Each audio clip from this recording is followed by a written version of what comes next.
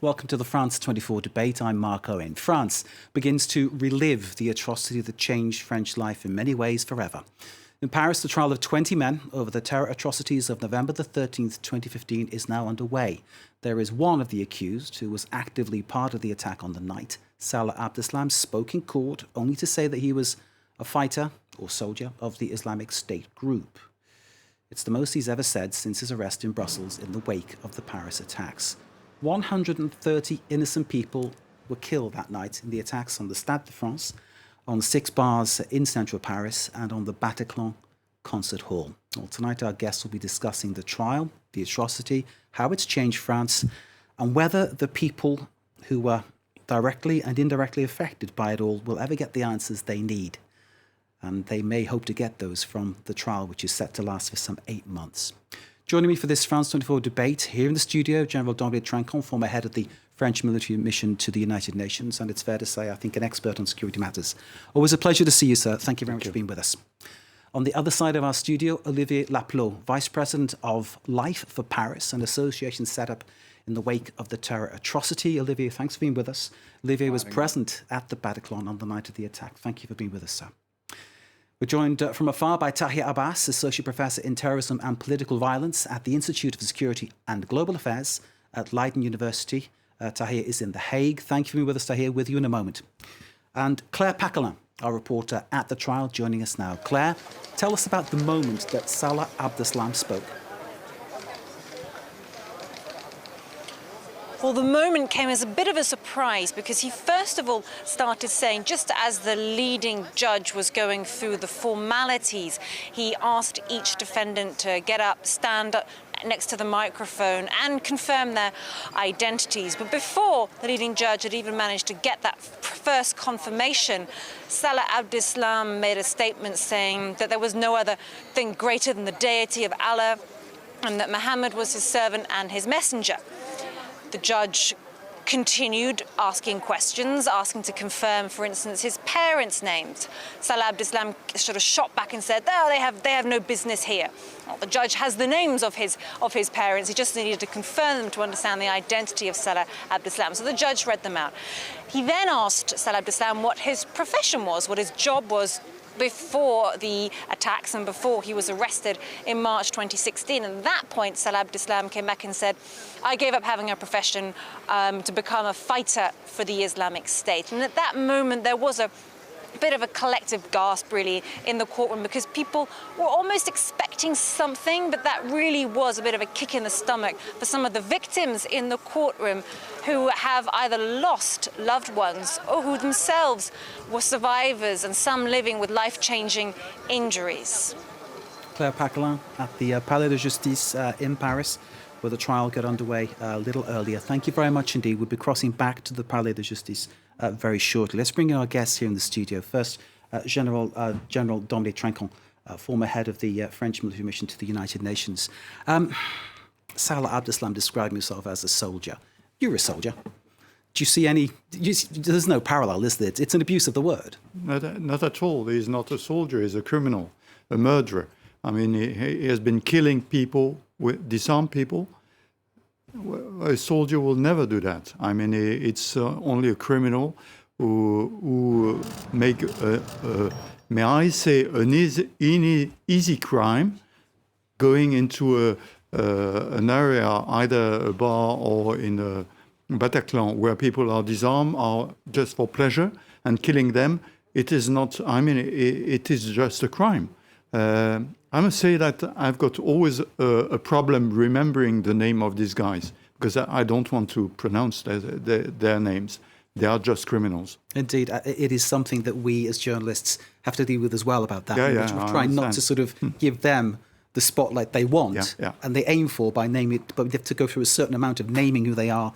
And in some ways, what we should say is this is about the victims and what they need and what their families need. So it's right to point that out, General. Thank you very much indeed. Soldier, I think we've put that one to bed. He's not a soldier, he's a criminal. He's admitted being involved in it. So we're not libeling anybody. That's what he is. Thank you, sir. Let's cross over to Olivier Laplot from Life of Paris.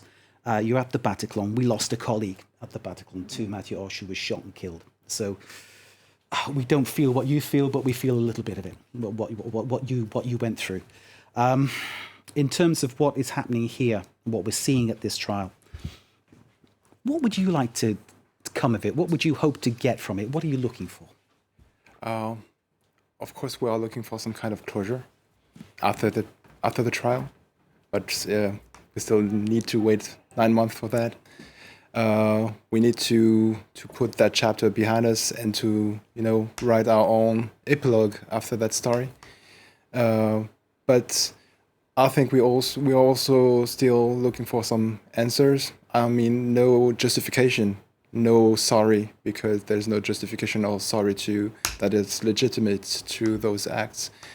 But there's a few things that we may still learn in that trial. What should have happened next to the attacks of the Bataclan and the terrorists in the Stade de France? Why did Salah Abdeslam not explode after the attacks? Why did he choose to do it, or is it a real problem with his suicide belt? What about the airport in Amsterdam? We are talking about that, and it's a possibility. It's a possibility that it should have been attacked too. And there are a few things like that we may learn. But is it really important now, 6 years after? Enough people have died that night. Enough people have been injured. And I'm looking for dignity. I'm looking for a fair trial. That's the best answer you can give to such barbarity. I'm looking for fairness as well, even if we would like those people to stay in jail forever.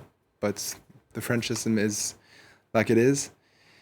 And we want also dignity around the trial.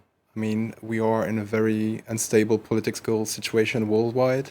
The threats of terrorism is still very vivid in France, and with the situation in Afghanistan, of course, we can only think about how sensitive this trial is. And I hope also that the agenda that we also have next year with the French elections won't be, a tribune. I don't know how to say, but it will be something that comes into the actual exactly. I don't want some political circus to pollute. Politicians will the catch debate. it. Exactly. Yeah, you're hoping that'll be the situation. Olivier, get back to you very shortly. Thank you very much indeed. Let's bring in Tariq Abbas, associate professor in terrorism and political violence at Leiden in the Netherlands. I hope you can hear us, sir, and hope you'll be able to hear, Tahir, what our guests have said and what our reporter was saying from the trial. I can see you nodding, which is great. Salah Abdeslam, the chief, if you like, of the 20 men who are on trial, making his declaration in court. What effect is that likely to have, do you think? Well, I mean, obviously, it's a very difficult and sad moment in French history. We have an unprecedented situation in terms of this trial, and the sort of arrogance of this individual is obviously still in play from the motivations that created these issues in the first place to this very day, right now, and it sends a signal to those watching from outside that clearly there are affected individuals, and we need to get to the bottom of their story around what has happened, and also to understand that this trial will create all sorts of implications for how we think about extremism and terrorism and how we understand these issues out of France, but also its relations across Europe as a whole. The whole of Europe, I think, is watching closely. It's a long way to go. Today is just the first day, but this very belligerent, arrogant attitude is not unexpected among certain types of individuals who tend to be afflicted by these kinds of behaviors. But nevertheless, I'm sure for the victims' families, for people affected, injured by those attacks, seeing that manifest itself today would have been a little bit disturbing for sure. And it's obviously important to remain sympathetic to what this has done to those families, to those members of the communities, and also what it's done to French society and Parisian society in particular, of course. Indeed. So lots to watch out for going forward.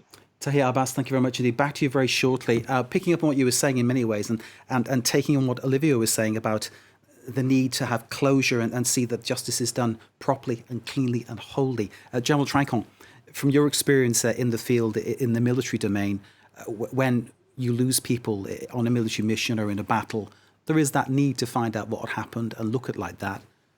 The accused here, perhaps trying to paint themselves in some way as soldiers, and you've battered that away as I think is the proper and just thing for you to do. And I think everyone thinking with the right mind would agree with you completely. What is the importance that this process goes forward? Will that help people cope with their loss, do you think? Now, I think you've got two things very important. Prior to what's happening there, you've got 1 million pages, I think, procedure. Almost. So the inquiry, which is very important because you need to clarify many things. Then in front of everybody, as you said, justice must pass on, and it must be clear, quiet, and just, a reference of what is our democracy with this sort of problem. These guys, they don't have this procedure. You just go in front of the Islamic party and they just say, you are guilty, go, and you are killed, and that's it. In our system, there is a very long process to understand what's happening, and then compare that to the law in France and say, is guilty of that, that, and that, and that. So I think this is very important. What is very important is that also the people who are looking at what's happening in France, the whole process, November 2015, but also what's happened in the street the next weekend. I was there and I was amazed about what was happening. Very important to show that we are in a democracy, we are all together, and we are facing people who are on another planet. He's really on another planet, It's just saying, I'm here because God has told me to kill people. So I think it's very important to have all this process. And of course, as part of that, he'll have to speak. General Trinquant, thank you very much indeed. Let's go back to the Palais de Justice, where, as I understand it, we're joined by the lawyer who represents up to 40 of the victims' families, Samia Maktouf. Madame Maktouf, thank you for being with us. We're talking here in the debate about what the families might be looking for. You're always welcome on France 24, Madame. Thank you for being with us. What is the feeling you're getting from the people that you represent? How are they feeling now?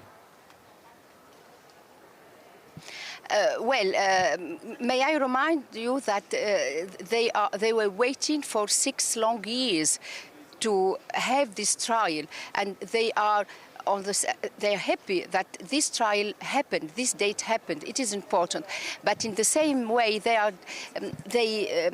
cannot understand how the defendants can behave on this way, especially Salah Abdeslam. I heard a word said by you. I think he's on another planet. Yes, he's talking as if he's not with us as a human people. He does not share anything, any values, any symbol of our republic, any other democracy. He's in somewhere else if we talk about the democratic institutions. So yes, it was disgusting, but nobody was surprised, nobody, because we know that Salah Abdeslam will never, ever speak, and even if he has to speak, is on this protocol, Islamist protocol. He has a very specific words, thought about life. So today it was awful for victims because he said that he's not happy on jail. They're not treating him well, and of course for the victims, they cannot hear that because they are suffering since 6 years. So they cannot hear that. Samia, bear with us. Thank you very much. Please wait, Samia, but I'll come back to you in a moment. Olivier, would you agree with what Samia just said, that this is really harmful for the victims to hear what what Abdeslam said in the doc. You, of course, I mean, I know you don't think of yourself as a victim, but I will say, in a way, a victim of what happened. Yeah, we prepared the members of our association to that kind of behavior. We also we already see that behavior in Brussels 3 years ago. I was there at the trial for when he was judged for trying to kill the policemen who tried to arrest him, and he had more or less the same word at that time. But still, it's very hurtful to hear those words, especially for the people who lost family. Indeed. Back to Samia Maktouf at the Palais de Justice. Samia, for you, you're a lawyer, but in many ways you've got to work, because of the people and the nature of what you're dealing with, there's a lot of psychology in your job, a lot of caring that's going on for the people that you're representing. Yes, that's why we have to keep in touch with them. I'm mainly every week talking to them, and especially those last months. We were talking every day. They want to know everything about. And let me give you an example.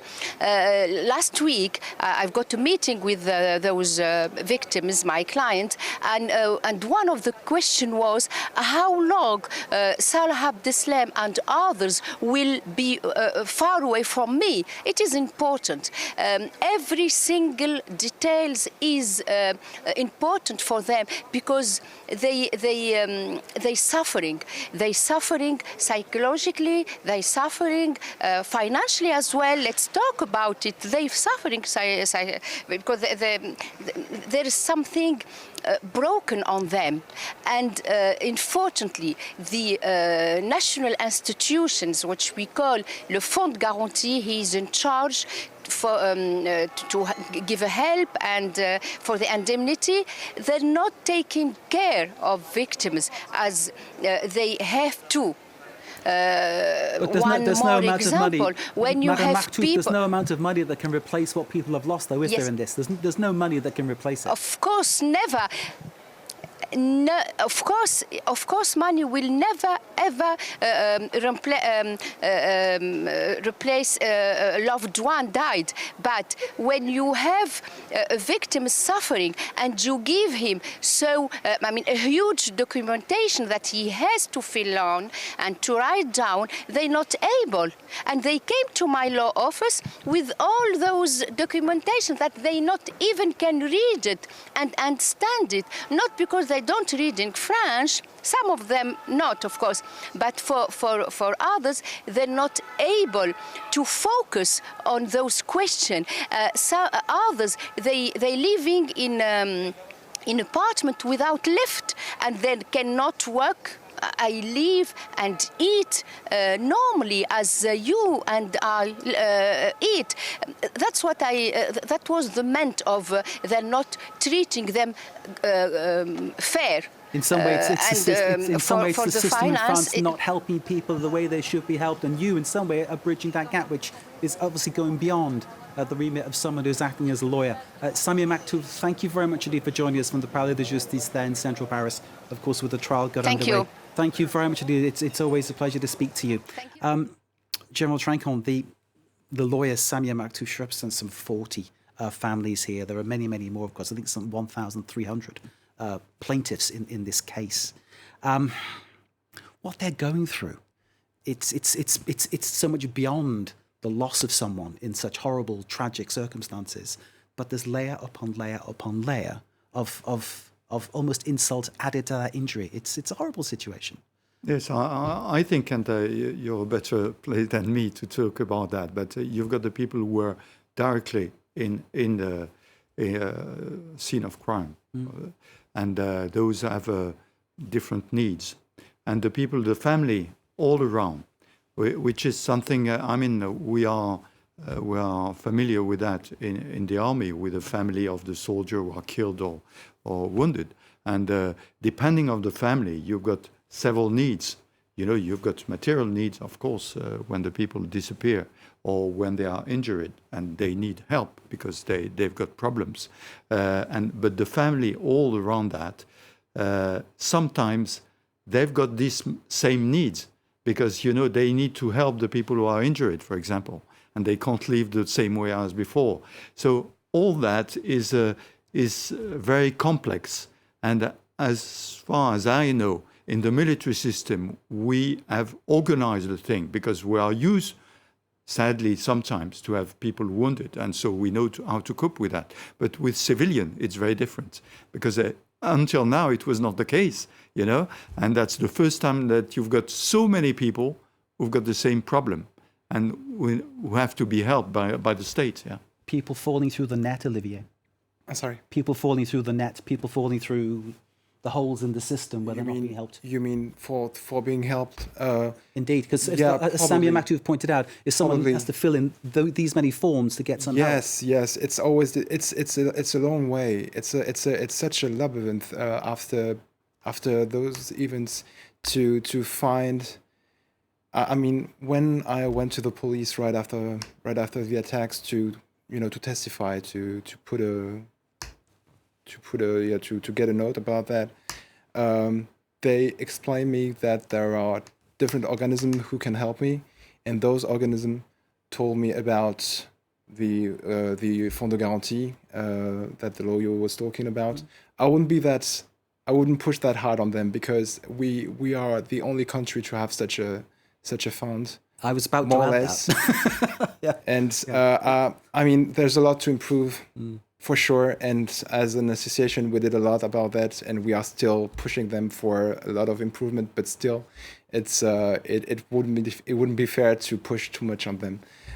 And we also have the ONAC VG, which is helping militaries or families to cope with life after loss or with life after being injured. So we have a lot of things that can help us. But we still have the problem of the labyrinth of the administration in general. A labyrinth. That's the thing, isn't it? And the access to all the organisms who can help us. There's no real centralized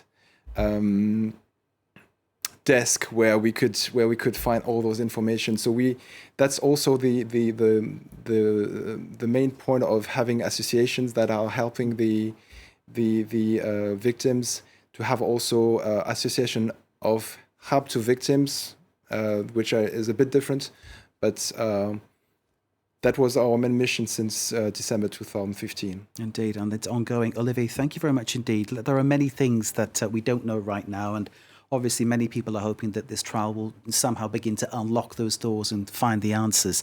Let's take a look at our report about some of the things that maybe people are hoping will come out in the evidence. Could the deadliest terror attack in France since World War II have initially been larger in scope? In March 2016, Belgian police made a crucial discovery when they picked up a terrorist's laptop from a Brussels garbage bin. From it, they were able to recover plans of the attacks. The 3 separate incidents carried out in Paris each had their own code name. The group, which killed 39 people at bars and cafes, were known as Group Omar. Group French targeted the Bataclan concert hall, killing 90, and Group Iraq claimed the life of 1 person at the Stade de France. 2 additional incidents, which were never carried out, also appeared on the laptop. A group nicknamed Metro suggested a possible 4th attack on the Paris Metro on November 13th, as well as one on Amsterdam Schiphol Airport. What happened to these 2 plots and why weren't they carried out? After a lengthy investigation, questions remain over where the terrorists sourced the ammunition. Doubts also remain over the role played by Mohamed Abrini. He left the Paris suburb where some of the terrorists had been preparing on the eve of the November attacks. 4 months later, he was spotted at Brussels airport shortly before twin blasts claimed the lives of 32 people. Abrini, dubbed the Man in the Hat, fled the premises without detonating his suitcase bomb. While he is currently on trial in Paris, so is the lone survivor of the group which carried out the November attacks, Salah Abdeslam. Prosecutors will try to determine how he made it out alive after his suicide vest was found abandoned at a suburb in Paris. Many, many questions. Let's bring in Tariq Abbas, who's Associate Professor in Terrorism and Political Violence at Leiden in the the Netherlands. Thanks for waiting for us to get back to you today. I'm sorry we're taking the time to get to you. Can I sort of move us on now and talk about how life has changed? You alluded to this in your first answer. You said that things have changed so much because of what has happened, and how the terror threat is evolving. Do you have any thoughts on that? Well, when we think about the terror threat, it's always evolving. Obviously, during the mid-2010s, the focus around Islamic State and all of the various associates and affiliates and individuals identifying themselves with it were found across Europe. And so while Islamic State was establishing itself and then ultimately collapsing, it had ramifications. But today's terror threat has evolved. We are seeing very different kinds of terrorist concerns. More recently, we talk about incels.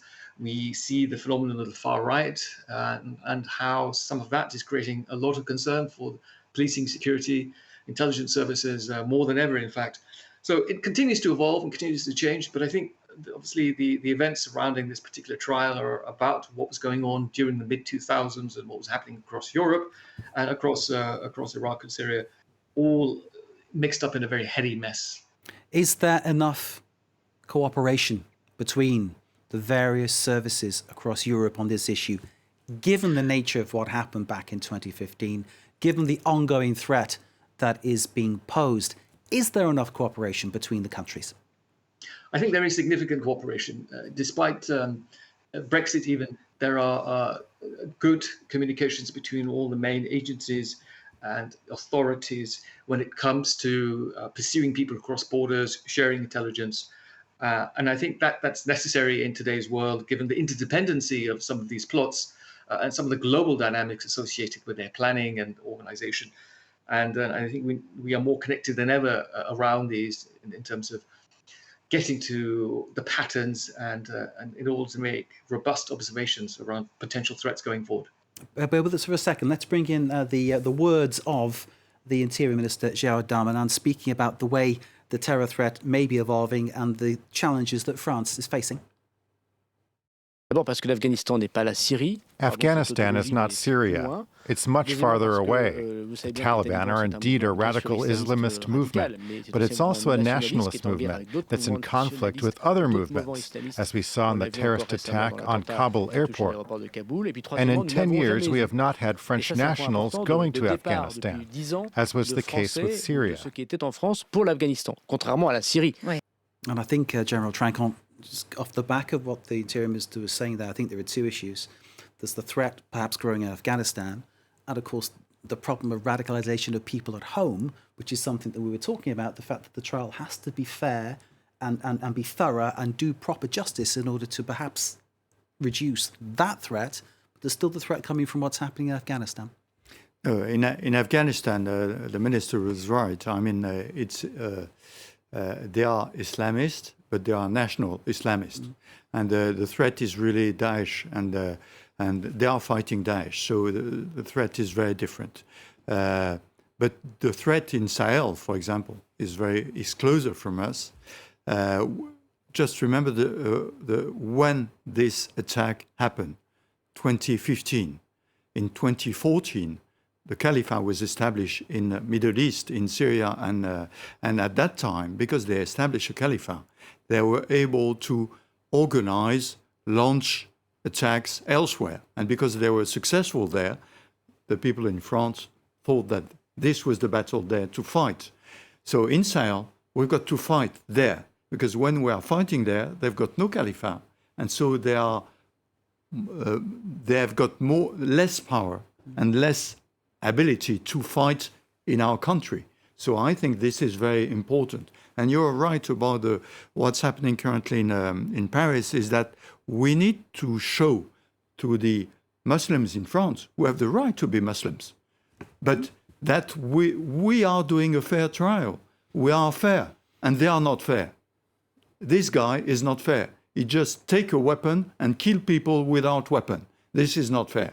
And so this is how to show how our society is organized and how their society, these people are criminal and they are obeying law which can't be applied in our republic. Let's bring Tahir Abbas back in on this one. Tahir, there was an opinion poll here in France, I think it's about a year ago, which found that something like 61% of people felt that what Islam represents isn't compatible with French life, with French values. And obviously, opinion polls depend on who you ask, don't they? So, we take it all with a pinch of salt. But nonetheless, 61% saying that that's the situation. These kind of things, of course, are meat and drink to that kind of opinion, aren't they? Sadly, yes. We do have a situation where opinion on Islam and Muslims is quite deviated from everyday realities. A lot of the time, people don't share relations with Muslims, they share workplaces, and it's difficult to form those bonds of trust and engagement. And where information is sourced, it's often a little bit biased, and sometimes quite a bit biased.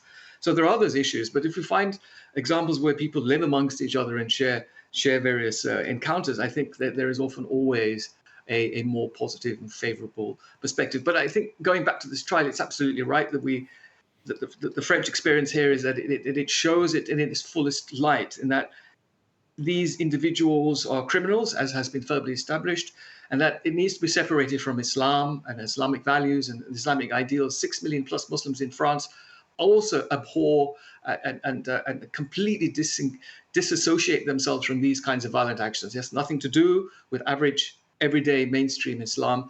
Islamic principles are based on peace and positive human relations. What these guys have done has been the complete opposite of everything that Islam teaches. And 6 million plus Muslims in France share that same opinion.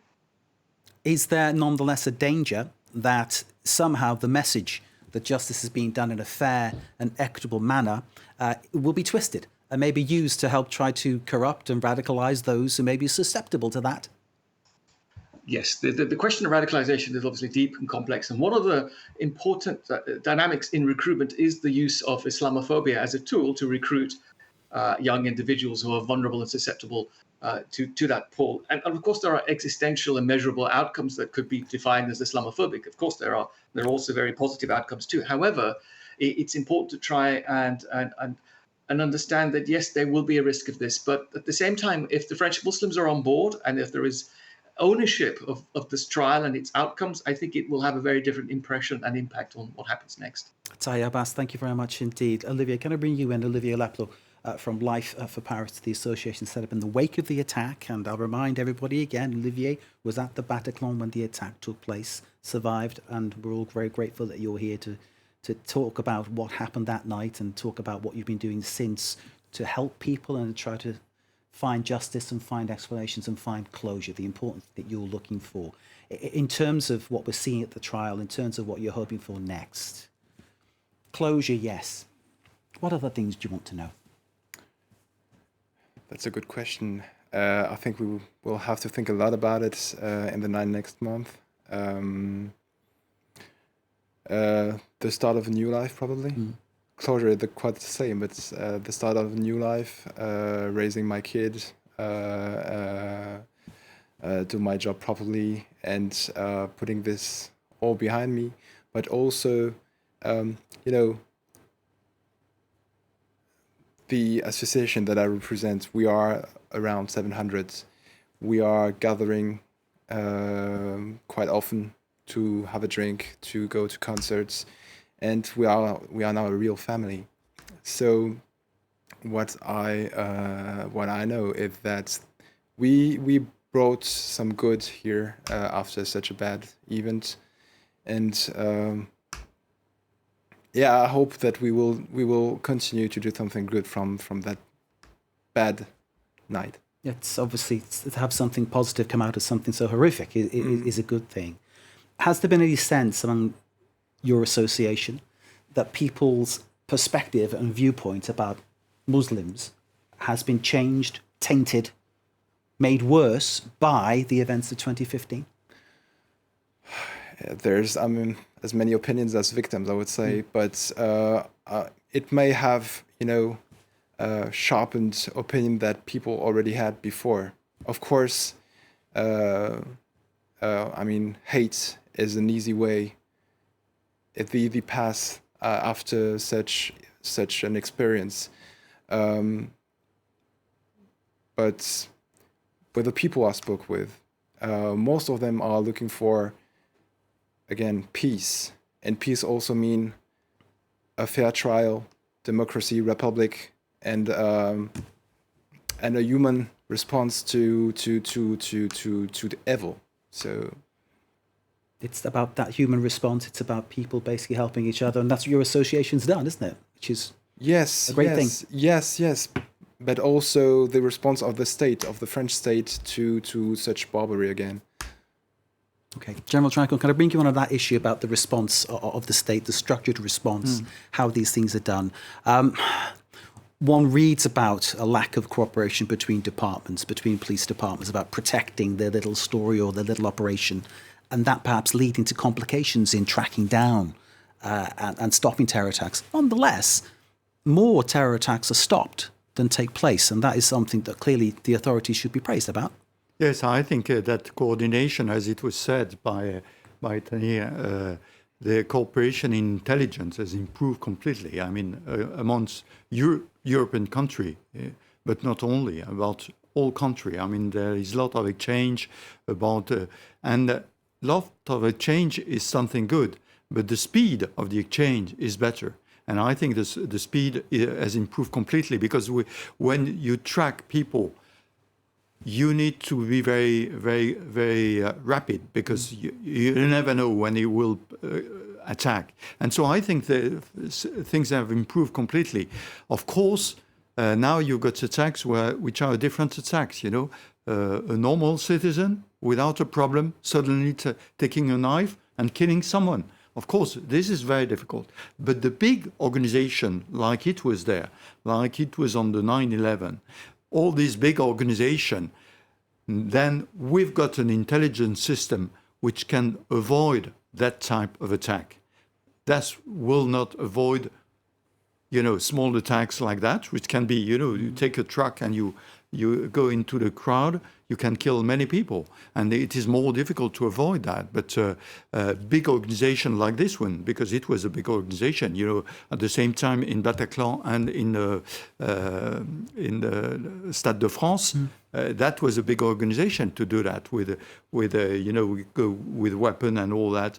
I think that we are better equipped now to fight against that and to avoid these attacks. Let's hope those words are correct, and clearly the idea that more are stopped than are carried out seems to support what you're saying. Sorry, Olivier, go ahead. Yeah, just want to say I agree that I'm not a specialist. It's far from my expertise, but there seems to have been improvements. As you said, there are probably not so much possibility that such event will happen in the next years, but who knows? Sure.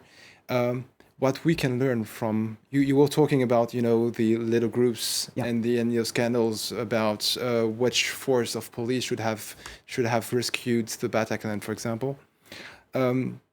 What I think that the French state still need to learn is how to coordinate those people, and to give them the means, the financial means, of course, and the personal means to improve all that process. But also, what was really hard for the families right after the attacks is that they had to look for their children, for their fathers, for their mothers, for days sometimes. Because they visited different hospitals and there was no coordination there. Also at the coroner, the post-mortems, they had no means to you know, to communicate with the families, and that is a real problem. So I think there's more to learn from. There's more to learn from that and to improve here that than from, you know, these an intelligence aspects. Indeed, so many aspects. Thank you, Olivier. Thank you, General Tranquil. Final word from Tariq Abbas in the Netherlands. Tahir, the idea that the terror threats changed, big organised operations perhaps now won't fall through the net. That's obviously a hope. but obviously the smaller ones, they're really the sort of difficult ones that you often can't stop. Right. I think the general is very accurate in supporting that view. We are learning more and more about how these things work themselves out. We're learning more about the kinds of people who are vulnerable to such kinds of actions. But it's a long process, and it takes us away from some of those urgent kinds of impactful events which are well organized, and we can spot them just before they're happening. And it's really, really difficult to know what's around the corner when it's so easy to become an attacker. And the tragedies around that are very clear to us all. Tariq Abbas, Associate Professor in Terrorism and Political Violence at the University of Leiden in The Hague. Thank you, sir, for joining us and giving us your thoughts in this France 24 debate. Thanks to our guests here in the studio, Olivier Laplot of the Association Life for Paris. Thank you for all your thoughts, Thank you. sharing them with us here. Thanks to General Dominique Trinquant for his thought on the security aspects. Thanks to Claire Bataclan, who was at the Palais de Justice, and to Samir Maktouf, the family's lawyer, who joined us as well. And thank you for watching. Stay with us. More to come here on France 24.